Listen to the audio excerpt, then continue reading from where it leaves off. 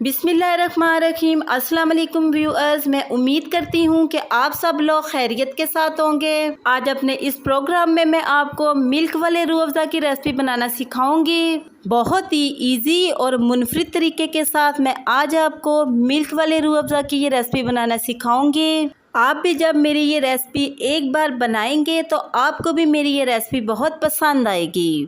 इसके साथ ही अब हम चलते हैं अपनी आज की रेसिपी की तरफ।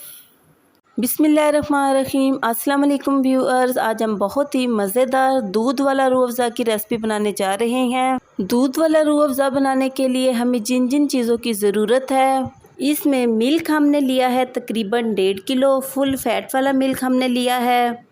और साथ ही रूह अफ़ज़ा हमने लिया है 4 से 5 टेबल स्पून।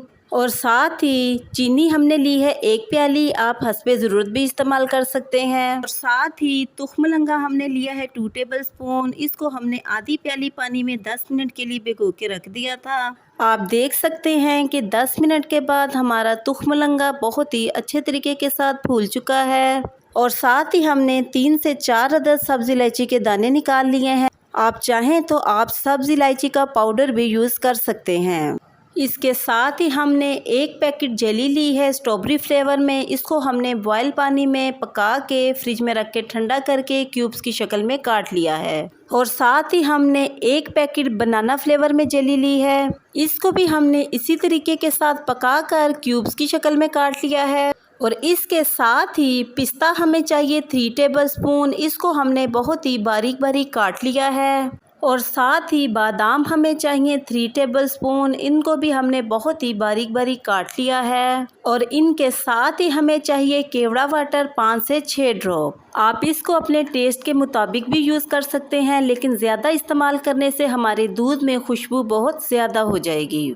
एक पैन में हमने अपने मिल्क को ऐड करना है और तकरीबन 10 से 12 मिनट तक मीडियम फ्लेम पे इसको अच्छे तरीके के साथ बॉईल करते जाना है। 10 से 12 मिनट में हमारा दूध माशाल्लाह से बहुत गाढ़ा हो चुका है। और इसके साथ ही हमने 1 प्याली इसमें शुगर ऐड कर देनी है। और साथ ही हमने 5 से 6 ड्रॉप केवड़ा एसेंस के ऐड कर देने हैं। इसको ऐड करने से हमारे मिल्क में एक बहुत ही अच्छी सी खुशबू आ जाएगी। और साथ ही हमने इसमें सब्ज़ इलायची के दाने ऐड कर देने हैं। 2 टेबल स्पून हमने बारीक कटा हुआ पिस्ता ऐड कर देना है। और 2 टेबल स्पून ही हमने इसमें बारीक कटे हुए बादाम ऐड कर देने हैं। और बाकी पिस्ता और बादामों को हमने गार्निशिंग करने के लिए रख लेना है।